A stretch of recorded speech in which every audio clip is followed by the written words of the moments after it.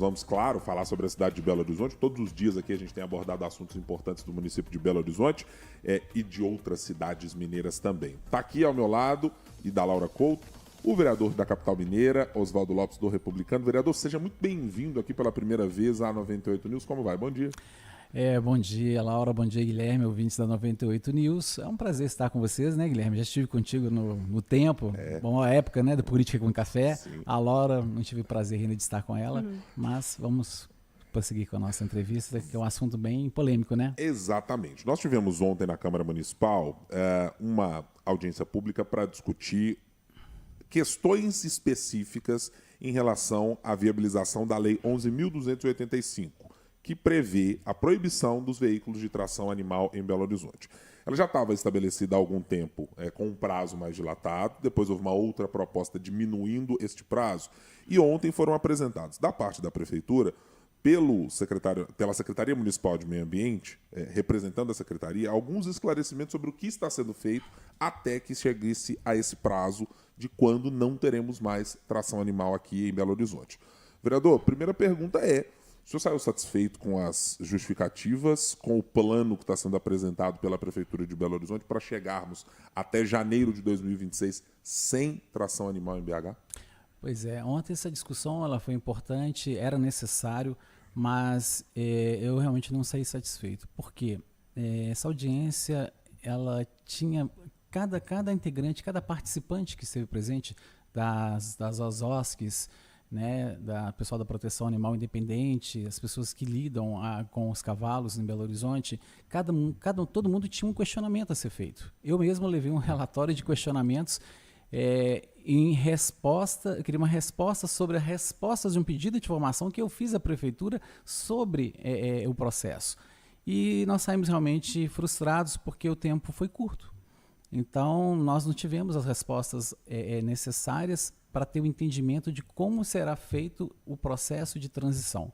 Quinta-feira agora tem uma reunião com o secretário de governo, Guilherme Daltro. Eu vou aproveitar essa oportunidade para alinhar com ele uma reunião com os secretários envolvidos nesse processo, para a gente entender, porque ali nós estamos lidando com 498, se não me engano, 498 carroceiros cadastrados, 606 cavalos microchipados. Então, tem famílias por trás desse processo. Eu como vereador da causa animal, já estive na Câmara em 2017, 2018, foi o período em qual, né, eu consegui colocar em pauta o projeto de lei que virou lei, sancionada pelo ex-prefeito Alexandre Calil, no qual eu tenho ameaças de morte de carroceiro, eu tive que mudar de residência. Hoje eu tenho um certo receio de transitar, encontrar carroceiros, porque a gente sabe que eles me conhecem, né? Eu sou o autor de uma lei polêmica no município que vai dar fim, né, a uma exploração animal.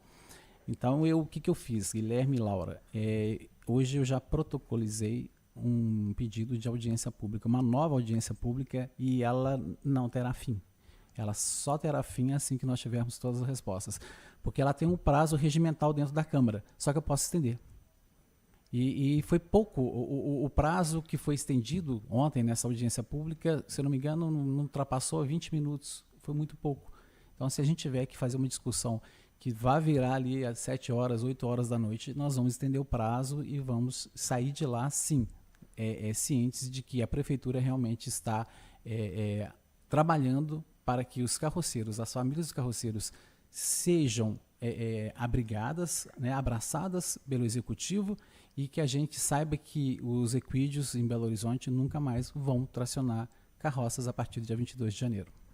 De que maneira, vereador, o senhor espera que essa condução seja feita pela Prefeitura? Eu estou perguntando sobre um mundo ideal, né? Que tipo de política pública precisa ser feita para este acolhimento? É de uma garantia de empregabilidade por um certo período? É da concessão de algum benefício pecuniário, né? De dinheiro, para que essas pessoas tenham a possibilidade de buscar outra atividade laboral? Como é que o senhor vê o desenho ideal de isso chegando até 2026? Pois você tocou num ponto importante, porque lá em São Lourenço, enquanto eu estive deputado estadual na legislação passada, 2019 a 2023, eu consegui colocar fim às charretes no município. Então, São Lourenço hoje não tem mais o turismo com charretes. E como foi feito? Através de emenda parlamentar. né, como deputado, eu cheguei e coloquei um recurso na prefeitura, se não me engano era R$1 milhão, são 25 charreteiros, e a prefeitura fez o quê? Uma divisão desse valor para os charreteiros. Então ela indenizou o charreteiro. O charreteiro, ele entregou a charrete para o município e recebeu uma indenização, se eu não me engano na época foi R$30 mil, mais 2 anos de cesta básica. É um caminho para uma cidade pequena como São Lourenço, com um número pequeno de charreteiros. Mas a história de Belo Horizonte já é macro. Pensa bem, 498 charreteiros, se a gente tiver que indenizar a família, né? Eu falo família, eu não estou indenizando o charreteiro, a gente tem que pensar que a gente está indenizando a família desse charreteiro que vive, né, da renda da exploração dos cavalos. A crueldade aos cavalos continuam, mas nós sabemos que eles vivem disso. Então a gente tem que pensar também no lado, né, humano da coisa. A gente pensa muito nos animais porque eu sou um político que, né, lida com a causa animal no município, no estado de Minas Gerais. Mas aquilo que eu estou escutando, Guilherme, Laura, o discurso atual é de inserção no mercado de trabalho. É da prefeitura abrigar um percentual desses carroceiros que tenham, de repente, condições de ser, exemplo, na construção civil de Belo Horizonte, portarias, ascensoristas já não existe mais, mas esse trabalho que fique mais fácil para eles executarem, que não requer o quê? Não requer estudo, sim, não requer diploma. Eles podem estar trabalhando e, de repente, eles vão conseguir ter uma remuneração muito superior ao que eles têm explorando os cavalos. A gente fez um levantamento, hoje um carroceiro ele não consegue receber mais do que um salário mínimo durante o mês, né, com os fretes. E o que acontece? A gente está causando o quê? Um sofrimento animal desnecessário, eles carregam cerca de 400, 500 quilos naquela carroça, de entulhos de construção, e nós temos hoje outros métodos para isso. A gente tem, né, as empresas de caçamba que fazem esse trabalho muito bem, e eu acho que é mais caro do que o carroceiro, mas as pessoas, o Belo Horizontino principalmente, ele tem que entender que se a gente continuar contratando o carroceiro, a gente está alimentando o sofrimento desse animal. Nós podemos contratar as empresas de caçamba que fazem esse trabalho, né, muito bem e evitando, sim, a exploração, né, desses equídeos. Tocando no ponto que o Ibrahim trouxe sobre esse mundo ideal desse plano, onde que está a proposta para readequação desses animais, realocação deles e também a fiscalização? Por onde isso vai passar? É por uma multa? Sim. É por uma notificação? Ótima pergunta, Laura. Belo Horizonte, sabe aquela, na Catalão, perto da UFMG, vocês lembram da cavalaria da Polícia Militar que tem ali? Perto daqueles... Pois é. Aquele espaço ele é da UFMG e ele foi cedido para a prefeitura. Aquele espaço ele vai servir de abrigo, de recolhimento dos equídeos que forem abandonados. A gente acha que assim que a lei começar a entrar em vigor, dia 22 de janeiro, a gente imagina que vai haver abandonos desses animais nas ruas. Por quê? A gente continua resgatando equídeos que estão praticamente impossibilitados de tracionar uma carroça. Os animais já romperam tendões, já estão muito machucados, já estão idosos. Então a gente imagina que depois do dia 22 vai aparecer muitos equídeos nas ruas de Belo Horizonte abandonados. A sorte nossa é que esses equídeos já estão microchipados. E se o carroceiro entender que a microchipagem rastreia, né, a tutela, nós vamos descobrir quem que é o dono do cavalo, a gente vai conseguir penalizá-lo por crime de abandono e de maus tratos do equídeo. A lei entrando em vigor, obviamente o cidadão belo-horizontino, ele testemunhando nas ruas uma carroça, ele vai acionar a guarda municipal através do 153 ou a polícia militar através do 190 e fazer valer a lei. A lei está para ser cumprida, então não haverá possibilidade nenhuma de existir cavalos tracionando carroças em Belo Horizonte. Obviamente, alguém vai tentar burlar isso. E será penalizado, vai ter multa, não sei qual que é o valor, existe multa sim que está aplicada, né, no processo de quem continuar a querer descumprir a lei, mas vai ser um trabalho muito difícil e o nosso medo nisso tudo, ontem nós tivemos um questionamento muito inteligente até de uma pessoa, Fernanda, que é do Brasil Sem Cavalos, ela falou assim, vereador, me diz uma coisa, vamos lá. O cavalo, ele está microchipado, ele está na tutela do carroceiro, ele não pode mais tracionar as carroças, mas ele vai poder colocar a sua... me chama aquele negócio que o pessoal senta lá? Do cavalo? A sela. Vai colocar a sela e vai andar nas ruas de Belo Horizonte. Mas vai existir alguns que vão querer ainda vender o cavalo para cidades vizinhas. Porque a lei ela é municipal, a lei é em Belo Horizonte. Então, eles não podem querer que eles queiram vender os cavalos para Contagem, para Santa Luzia, para Vespasiano, ou seja, para cidades ao entorno da Grande BH, para que esses animais continuem a exercer o trabalho de tracionar carroças. E aí, isso aí realmente ontem me causou uma certa preocupação, que eu falei, gente, nós temos que colocar isso no processo de transição. Se houver possibilidade, e eu vou usar aqui uma experiência de um parlamentar que é seu colega de Câmara, o vereador Elton Lopes, por exemplo, faz lá uma parceria de projetos. Elton Lopes, de que cidade? O Elton, de Belo Horizonte, Elton Júnior. Elton Júnior. Elton Júnior, falei Elton Lopes aqui. Misturou comigo. O Elton Lopes o Elton Júnior, que é vereador do PSD. Pessoa muito bacana, ele faz muito lá dele. uma parceria, por exemplo, se eu não estiver enganado, com a vereadora Adriana Souza, de Contagem, etc. Ali, numa espécie de troca de projetos. Né? Tem ideias ali que eles consideram serem compartilhadas. O senhor cogita fazer a mesma coisa no caso dessa legislação, à luz disso que o senhor mencionou? Sim. Se faz necessário e urgente.